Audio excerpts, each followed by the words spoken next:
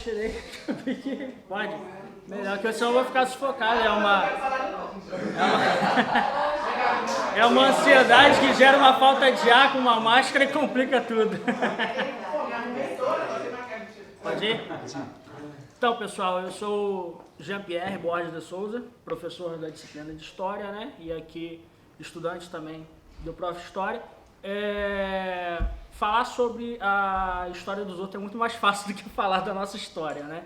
E apesar da pouca idade, 28 anos, eu tenho e coleciono algumas experiências na minha vida que fez ser quem eu sou hoje. E fazendo um recorte, né, como a Juliana falou, se a gente for falar da nossa vida toda, vai gerar 28 anos de história. Mas fazendo um recorte em relação à minha relação com a docência, se eu for falar da minha relação com a docência, eu vou ter que me reportar lá à minha infância. Eu costumo dizer que eu não fui uma criança muito normal, né? Eu era uma criança que diferia um pouco das demais crianças do círculo que eu vivia. Pelo fato de eu nunca gostar de ter sido criança. Eu passei a gostar de ser criança depois de adulto, por incrível que pareça. Mas enquanto eu era criança, meu sonho era ser adulto, meu sonho era ter a minha autonomia, meu sonho era trabalhar. Eu tinha esse desejo. E por que eu falo que a minha relação com a docência ela tem que ser reportada à minha infância? Porque desde a infância em si, eu já tinha o desejo de ser professor. Eu lembro que eu comecei a valorizar a educação quando eu passei a olhar o exemplo que eu tinha dentro de casa. A minha família, ela é uma família humilde, graças a Deus, como eu falei com vocês na semana passada, não cheguei a passar por necessidades, graças a Deus, mas a minha família é bem humilde. Minha mãe é empregada doméstica, porém, embora eu não tenha nunca passado por necessidades, eu entendi e percebia, fui uma criança muito, como que eu posso dizer, analítica, né? Eu analisava e via que para minha mãe proporcionar o pouco que ela precisava proporcionar para mim era com muito sacrifício. Eu via minha mãe ter um emprego fixo e sair dali para pegar uma faxina depois das 4 da tarde para poder complementar o orçamento dentro de casa. Eu via minha mãe na preocupação de uma virada de ano de comprar o melhor material de escola para mim, porque ela queria investir na minha educação e na educação do meu irmão, porém era com muito sacrifício. Ela já ficava naquela preocupação, cara, estou desempregada, eu tenho que fazer uma faxina, eu tenho que encontrar isso para mim poder comprar. Quando eu comecei a olhar aquilo ali, eu falei, cara, será que é essa que vai ser a minha vida quando eu crescer? Por que a minha mãe, acaba que a maioria dos filhos de empregadas domésticas, a gente tem aquele momento que ninguém fica com a gente, a tia não pode ficar, a avó não pode ficar, a mãe não teve dinheiro para pagar uma pessoa e a gente vai para casa da patroa, da mãe, junto com a gente, parece que a gente é um criminoso. Porque se pudesse, acho que a nossa mãe escondia a gente dentro da bolsa para a patroa não ver e no final do dia, no meio do dia, a patroa percebe que a gente está lá e a minha mãe tinha que justificar, não, eu trouxe aquele negócio. Então é aquela situação, quando eu vi aquilo, eu falei, cara, eu não quero viver isso. E eu até cito isso no meu memorial, peço desculpa por não ter colocado lá ainda, mas rendeu bastante páginas ali, 20 e poucas páginas, graças a Deus. E não se assustem, gente, que falar da nossa vida vocês vão perceber que gera muito. Eu tinha muito medo quando eu comecei a escrever e no final das contas gerou isso. E eu passei a perceber que a gente... a minha mãe, ela falou uma frase que impactou muito a minha vida. Ela falou, não quer viver a vida que eu vivo? Estude. E eu passei a olhar aquilo e falei, cara, eu preciso estudar. E eu passei a valorizar a educação que a minha mãe podia proporcionar para mim, era uma educação pública, né? Mas eu falo na questão de lutar para comprar um material de escola bom, de ter uma preocupação de saber qual era o meu rendimento na escola. Eu falei, cara, eu preciso valorizar isso, eu preciso retribuir isso para minha mãe.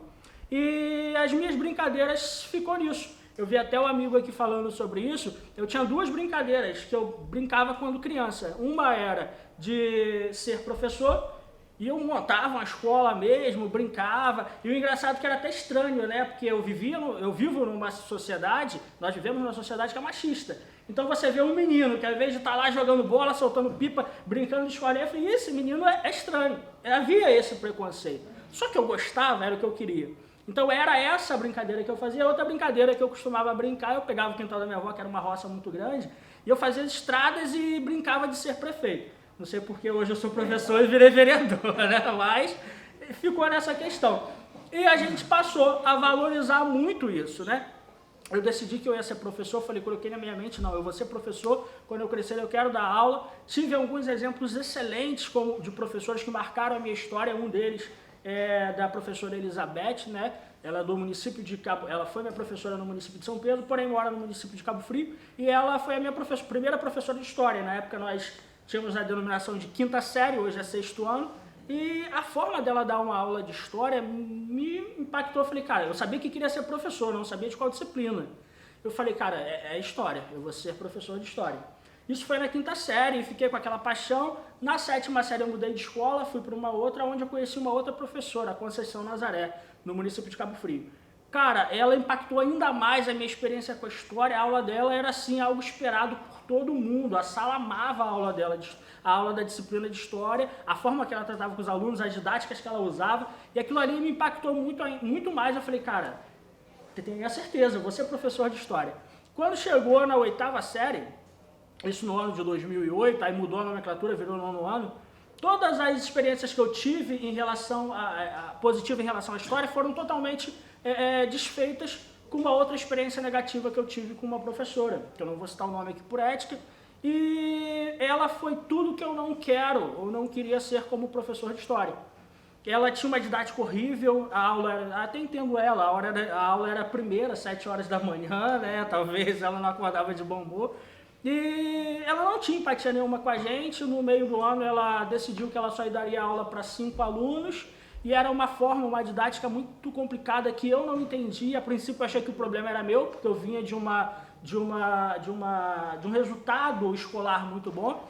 E eu falei, cara, tá acontecendo alguma coisa errada aqui, e achava que o problema era meu. Mas no final eu vi que o problema realmente não era meu, porque 70% da turma foi reprovado na disciplina de história, inclusive eu. A minha primeira nota vermelha que eu tive foi nessa disciplina, a qual hoje eu sou professor, e a minha primeira reprovação. Aquilo ali pesou muito, beleza, mas eu sacudi a poeira e, como todo bom brasileiro, eu falei, não, eu preciso tocar para frente. E comecei a pensar em outras disciplinas, ficou aquele preconceito, eu falei, não, eu reprovei em disciplina de história. Como que eu vou entrar numa escola, numa sala de aula, e vou falar, eu sou professor de história, mas um dia eu reprovei em história também.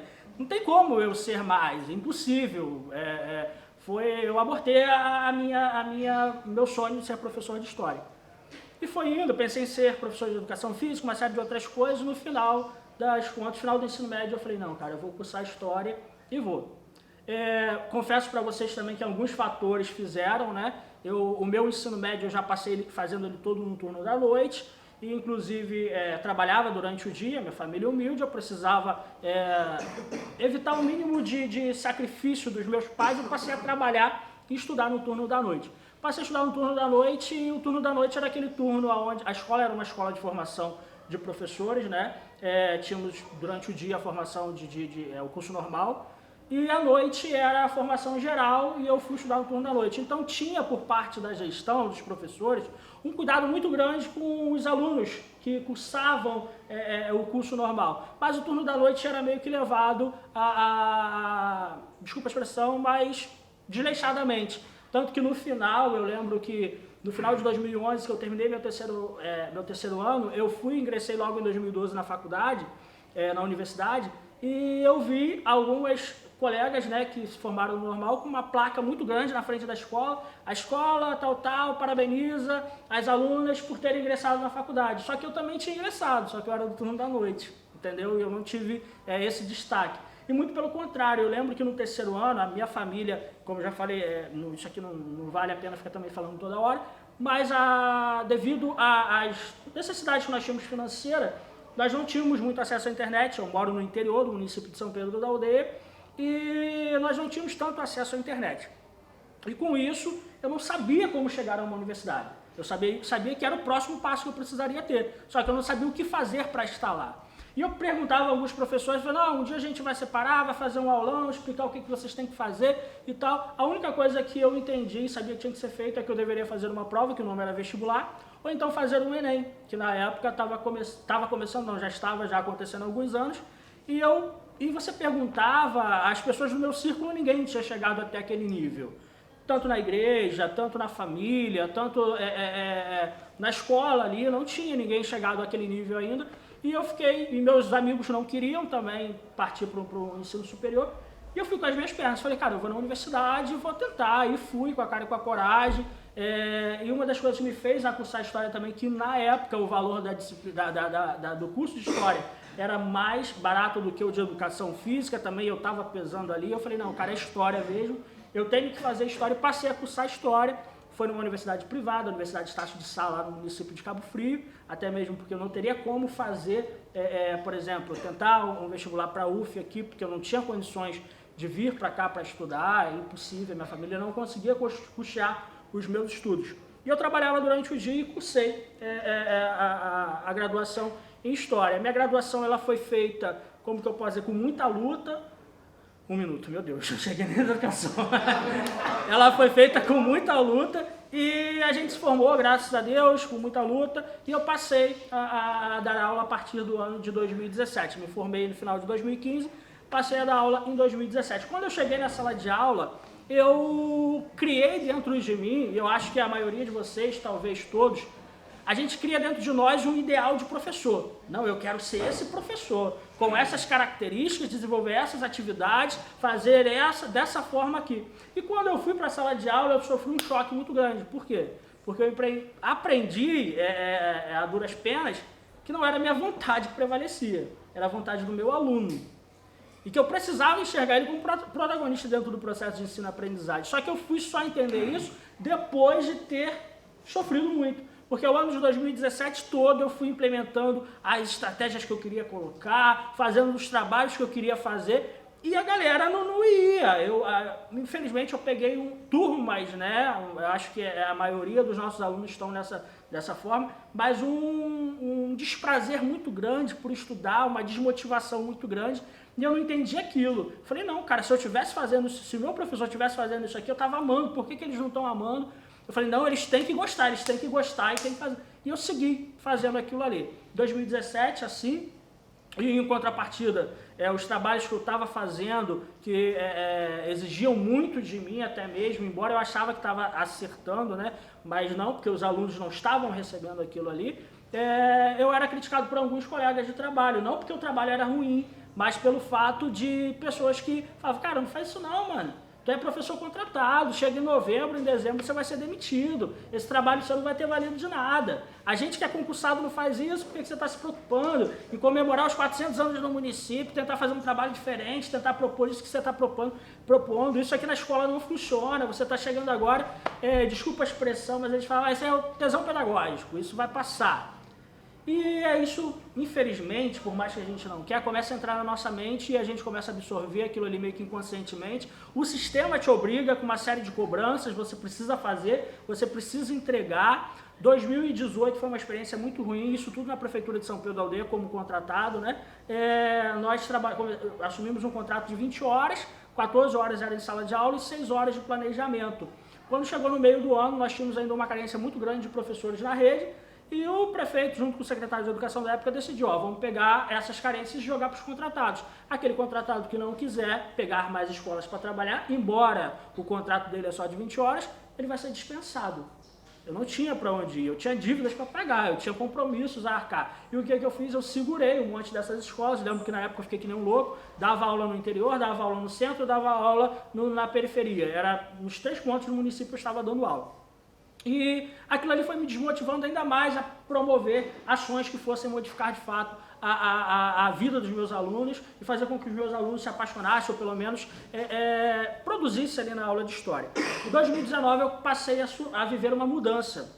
E aí eu até falei com a Juliana quando ela sentou aqui, Juliana, você faz parte do meu memorial. Ela falou, eu falei, porque o que acontece? Em 2019, dentro ainda do município de São Pedro da Aldeia, foi criada uma coordenação, a gente é meio que crítico, né, em algumas vezes, vai centralizar e tal, mas foi criada uma coordenação municipal, onde todos os professores de História, uma vez no mês, se reuniam sobre a direção de um coordenador, para traçar as médias que a gente queria, e aquilo ali foi muito bom para mim, porque eu encontrei profissionais que estavam na mesma realidade que eu, querendo fazer, mas desmotivado. Eu encontrei pessoas que estavam muito mais motivados do que eu e que me motivaram também. Eu encontrei pessoas e professores que tinham ideias que eu não tinha e que eu comecei a implementar na minha prática e botar no meu dia a dia, que mudou a minha concepção como professor. Eu até costumava falar que me reciclou, só que aí eu tive uma qualificação com o Everardo, ele falou, já não usa esse termo não, vamos falar reescreveu, ressignificou, fica melhor, né? Reciclar se fala, remete muito ao que era ruim, o que era lixo, né? E essa experiência com esses professores me ressignificou. A Juliana fazia parte desse grupo, né? Hoje está com a coordenação quilombola lá no município. E a gente passou a caminhar dentro daquilo ali. Aquilo ali foi muito bom para mim. Na época, no ano de 2019, eu também assumi uma outra prefeitura, um contrato com outra prefeitura. Trabalhei com a EJA, que foi uma experiência maravilhosa para mim. Peguei alguns outros colégios particulares e aí a gente entra naquela questão do colégio particular. Foram 2 exemplos totalmente diferentes. Uma escola particular que exigia muito, mas que não dava nada. Conclusão, acabou. Então, o que acontece? 2020 entrou essa questão da pandemia, passei a viver uma série de experiências que está no meu memorial também, depois vocês podem, eu vou estar atualizando lá até o início da semana que vem. Acredito que até o final de semana eu consiga colocar lá e vocês vão perceber. E eu falo da minha experiência com a pandemia. A pandemia a gente passou a ser cobrado, principalmente nas escolas particulares, para cumprir um livro didático, e um dos exemplos que eu tive lá no início, eu trabalhava numa escola que era de bimestre e em abril de 2020 teve o primeiro conselho de classe, sendo que a gente tinha entrado na pandemia dia 13 de março de 2020, do mesmo ano. Então nós tínhamos um mês de ensino remoto. E eu fui humilhado dentro de um conselho de classe virtual, né, obviamente, porque eu não consegui cumprir os capítulos que eu precisava ter dado ali no primeiro bimestre daquela escola ali. E a gente começou a perceber, não, ficou bem claro com essa experiência o quanto que esses tipos de escolas estão preocupados com não com uma educação de fato, mas com o cumprimento de metas e de objetivos de fato, e não se preocupam com o aluno, não agem com a questão da empatia, não agem com a questão de entender o próximo e perceber as limitações desses alunos. E é isso. E o mais, infelizmente o tempo não dá mais para falar, mas está no memorial.